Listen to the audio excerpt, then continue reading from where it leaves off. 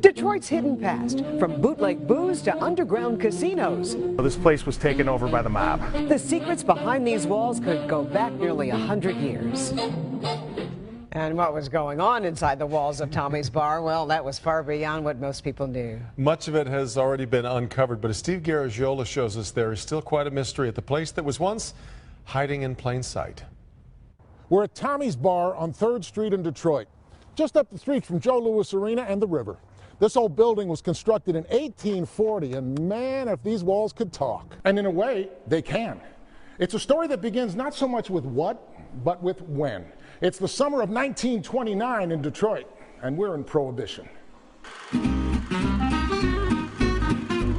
The Prohibition Act of 1919 closed down Detroit's 1,500 saloons.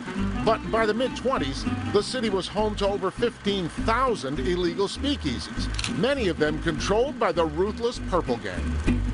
In 1929, making and distributing illegal booze was Detroit's #2 industry, behind only the automobile, producing revenue of $300 million a year, which translates to almost $4 billion annual dollars in today's economy. Recently, Tommy Burrell, who owns Tommy's Bar, did a little research and found his bar was at the heart of the story. But if you came down the stairs here, there's a doorway that's bricked in underneath the staircase. If you went underneath that staircase and through that door, there's an underground casino. Secret doors, tunnels, bricked off rooms in the basement, connections to the infamous Purple Gang. Tommy's Bar held too many mysteries to resist. That's when Wayne State University's archaeology department got involved. We did a little bit of digging around on the outside of the building and discovered that there was a below-grade door. And the search was on. An organized archaeological dig called the Speakeasy Project. They began to uncover secrets in Tommy's basement. There was a tunnel that was dug as an escape passage in case there were ever any raids on this place during Prohibition. It goes the full length of the building, and there was an exit toward the rear of the building. The tunnel that is in the front of the building, it doesn't appear on any of the insurance maps, which was also really interesting. Estimates suggest that as much as 70% of all illegal liquor smuggled throughout the United States during Prohibition first passed through Detroit. Tommy's Bar, with clear, easy access to the river, provided a logical first stop. It was a hub of activity at that time. The younger members of the Purple Gang were actually called the 3rd Street Navy. Tommy's Bar is right on 3rd Street, and that was an important loading place for the Purple Gang. Tommy's was a hot spot, if you had the right connections.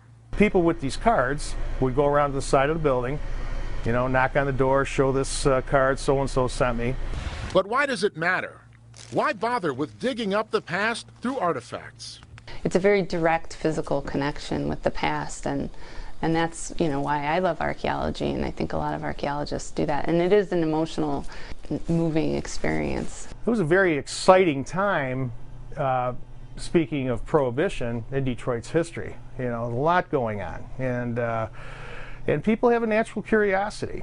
Have they solved all of the mysteries in Tommy Burrell's basement? Not by a long shot. These underground rooms over here, we have to open them up. We were able to remove some bricks, and we got some cameras that were on little monitors, and you can see there's a lot of stuff in there. Tommy says he'd love to see another dig, to follow more clues to tunnels or secret doors. But until they uncover more history, he says he'll just enjoy the mystery of his little bar on 3rd Street. Now I better get back to the future. I'm Steve Garagiola, Local 4.